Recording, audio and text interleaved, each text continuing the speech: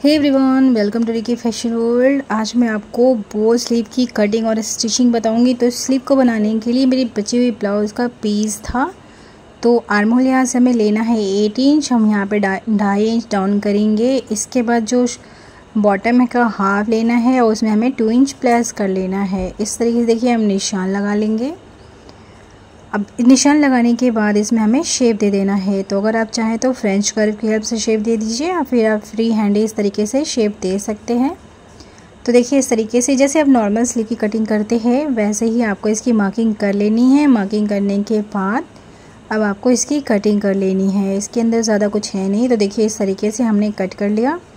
अंदर की जो कटिंग का निशान है वो हम दोनों स्लीव को इस तरीके से ओपन कर लेंगे। फिर उसके बाद अंदर की जो गहराई का निशान है वो हमें कट कर लेना है।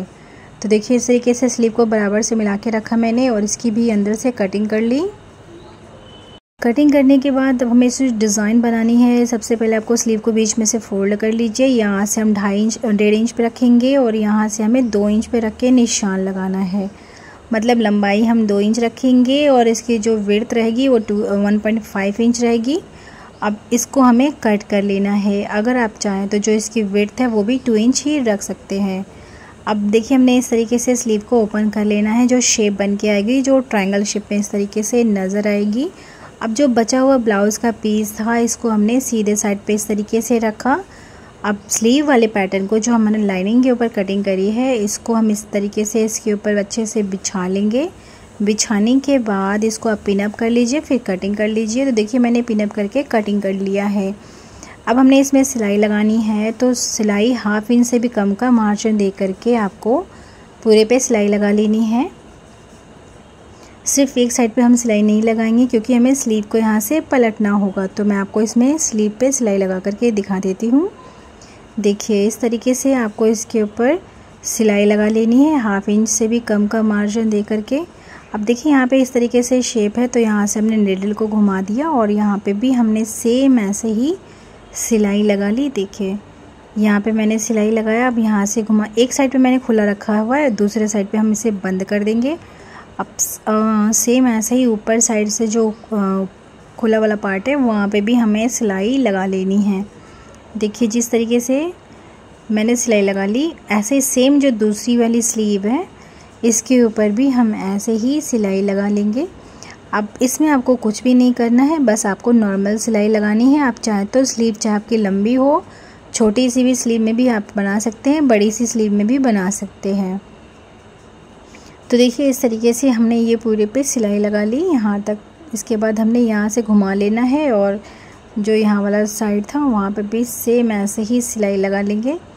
जो नोक है वी नेक टाइप बन के आएगा। तो इसको बिल्कुल जो इसकी नोक है उसके ऊपर आपको निडल नीचे रखने के बाद सिलाई करनी है। तो देखिए मैंने सिलाई लगा ली है। सिलाई लगने के बाद 2 बार इस पे मैं सिलाई लगा दूंगी ताकि जो सिलाई है वो खुले नहीं। तो मैं आपको ये पूरी सिलाई लगाने के बाद दिखा देती हूँ। ये देखिए मैंने इस पर सिलाई लगा ली है। अब इसमें हमें छोटे छोटे इस तरीके से कट लगाने हैं।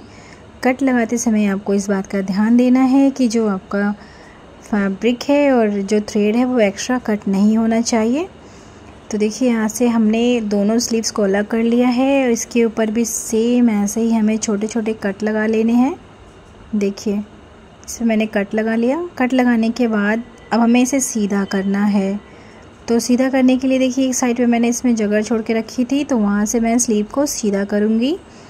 मतलब स्लीव पे जितने भी कर्व हैं आप उनके ऊपर छोटे छोटे कट लगा लीजिए। फिर यहाँ से देखिए स्लीव को हम सीधा कर लेंगे। अगर आप जैसा भी आपका फैब्रिक हो, अगर आप इस तरीके से सिलाई लगाएंगे तो जो एक्स्ट्रा जो थ्रेड वगैरह निकलते हैं ये सब चीज़ें निकलेंगी भी नहीं और इसमें फिनिशिंग बहुत अच्छी आती है।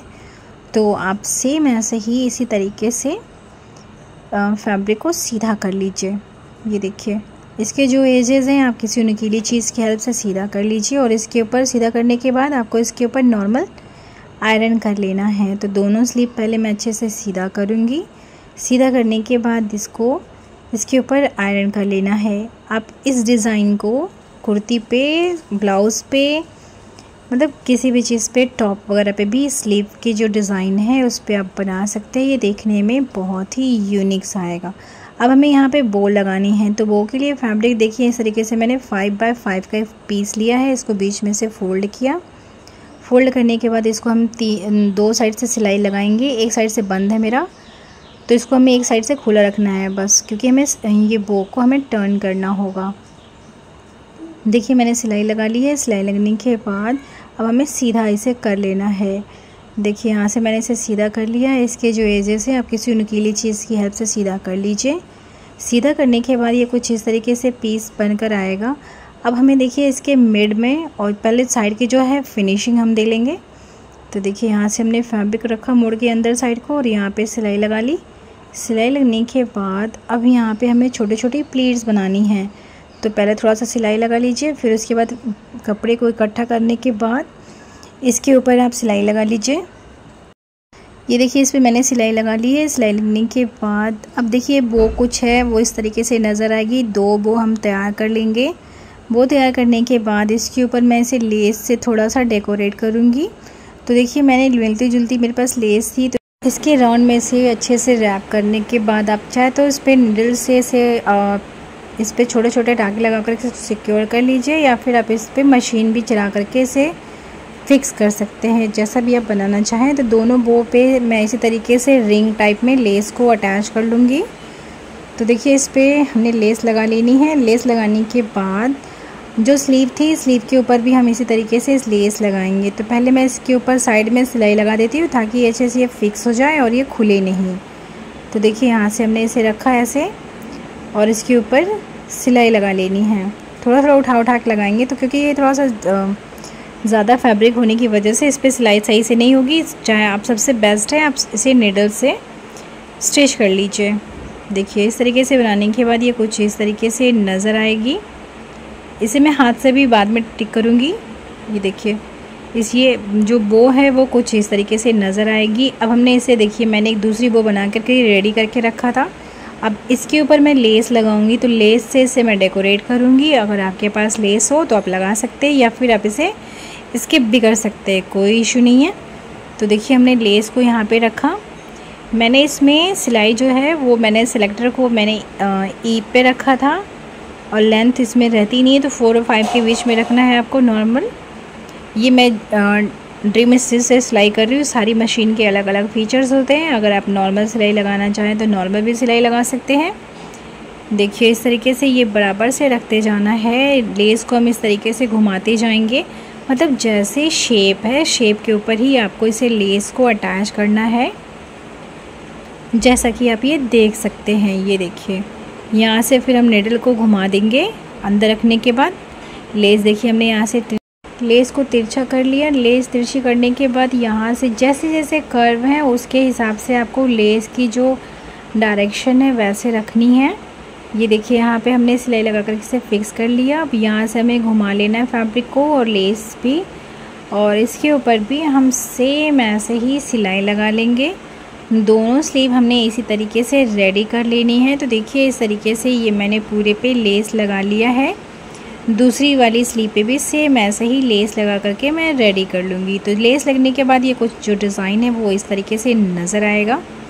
आप देख सकते हैं कितना ब्यूटीफुल सा लुक आ रहा है ये। आप भी इस तरीके की स्लीव ज़रूर बनाइएगा।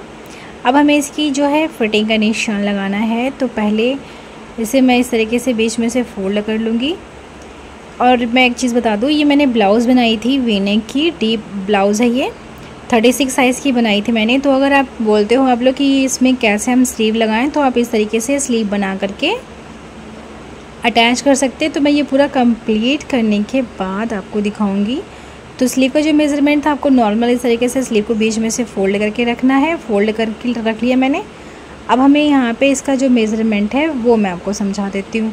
आर्म होल यहाँ से मेरा जो था वो 8 इंच था। तो 8 इंच पे हमने नॉर्मल इस तरीके से मार्क कर लिया। मार्किंग करने के बाद जो बॉटम है वो 6 इंच था। तो 6 इंच पे हमने निशान लगाने के बाद इस पे हम सिलाई लगा लेंगे। देखिए 6 इंच हुआ, यहाँ पे इस तरीके से तिरछा हम निशान लगा लेंगे और इस पे हमें सिलाई लगा लेनी है। स्लीव अटैच करने का मेथड मैं आपको अपनी नेक्स्ट वीडियो में बनाकर दिखाऊंगी कि आप कैसे इसे स्लीव को राउंड में अटैच कर सकते हैं। तो मिलते हैं नेक्स्ट वीडियो में नए टॉपिक के साथ। Thanks for watching. Thank you.